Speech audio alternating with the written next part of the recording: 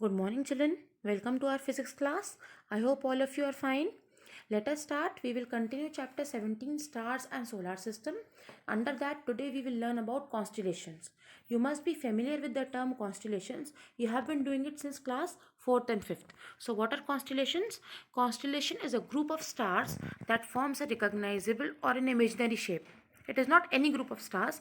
The group of stars which can be related to some or the other familiar object is called a constellation. In olden days, people used to say make sure that this particular group of stars resemble a bear, a fox, or any certain object which they see all around them. They used to name the constellations accordingly. Okay, so like those only we have the same names for those constellations. Until date, the astronomers have discovered as many as 88 constellations. Out of these 88 constellations, some of them can be easily seen by us. From any part of the world, these constellations can be easily located by the naked eyes. Others can only be seen through the telescopes. Okay, so one of them, which is the most common them I must say, is Ursa Major.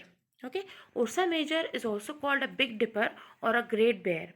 What we can see is only a part of that constellation because other stars cannot be seen by us. They are faint stars. This group of 7 stars can be easily seen by us from anywhere in the world. It is seen in the summer months starting from March till the end of September. It can be easily located in the northern part of the sky. Okay, the 7 bright stars are forming a pattern in such a manner that 4 forms a part of a rectangle and 3 forms a tail. So this resembles a kite. We can easily say that it looks like a kite or a big spoon called a ladle with which you stir the things. Then the third thing it resembles to is a question mark. So these 3 things we can easily resemble the Ursa Major to.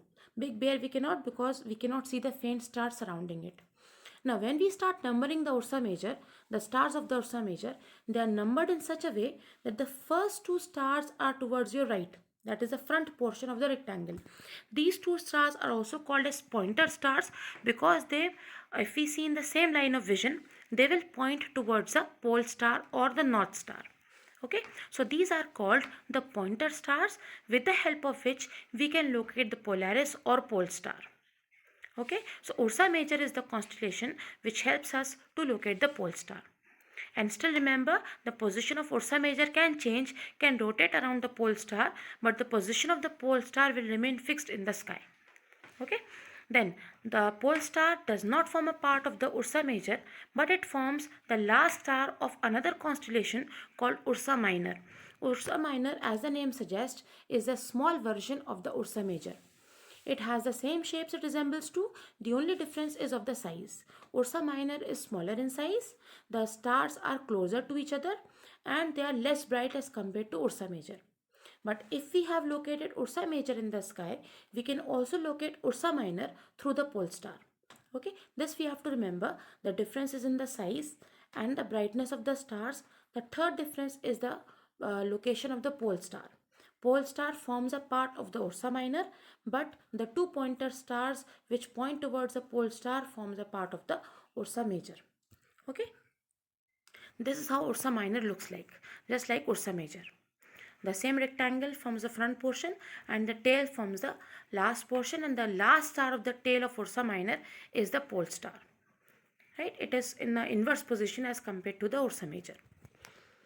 I hope you've understood. The next constellation is Orion or the Hunter constellation. It is a group of 7 or 8 bright stars. The 3 bright stars which are located in the center are thought to form the belt of the Hunter. Okay, the belt of the Hunter, if we look in the same line of vision, we can locate the brightest star called Sirius. Okay, Sirius or the brightest star can be located using the 3 stars which are located in the center of the Orion. Now, the most important thing to remember about Orion is that it is having many bright stars. Okay, the two most of the bright stars are located in Orion. The Sirius, which is the brightest of them all, can also be located through Orion. The other 2 stars, which are also very bright, are Betelgeuse and Rigel, which are also in the this Orion only.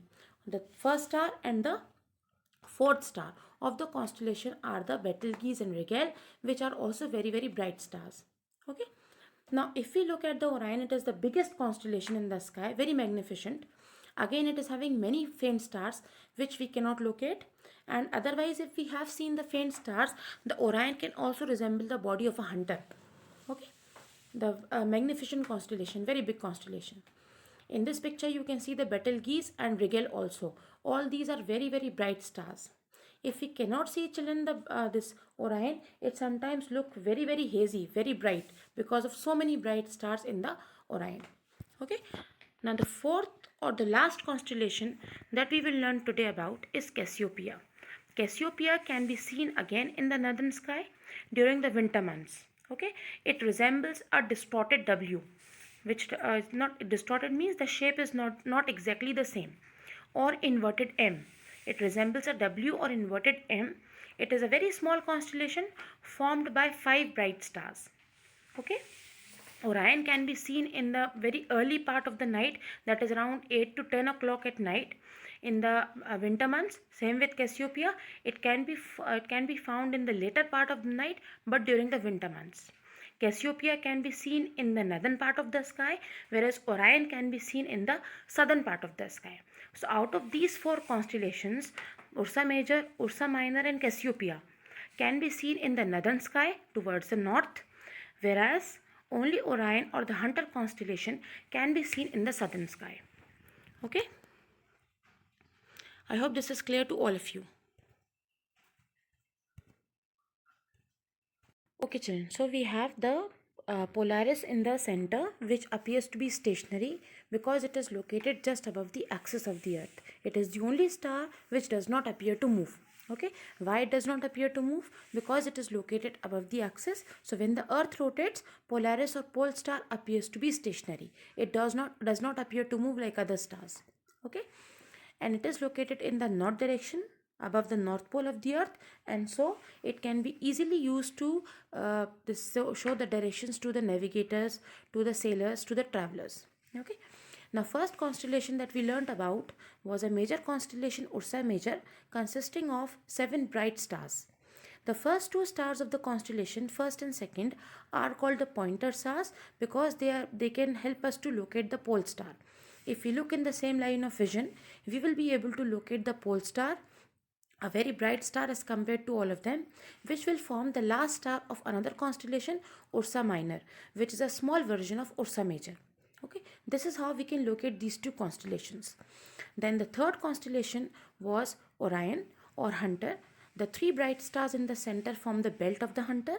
Orion consists of 7 to 8 bright stars, which has Betelgeuse and Rigel also in it. Right? The fourth constellation is Cassiopeia, which looks like a distorted W or an inverted M. Okay, so this is all about constellations for now. Take care of yourself, stay safe, stay healthy. Okay, goodbye for now.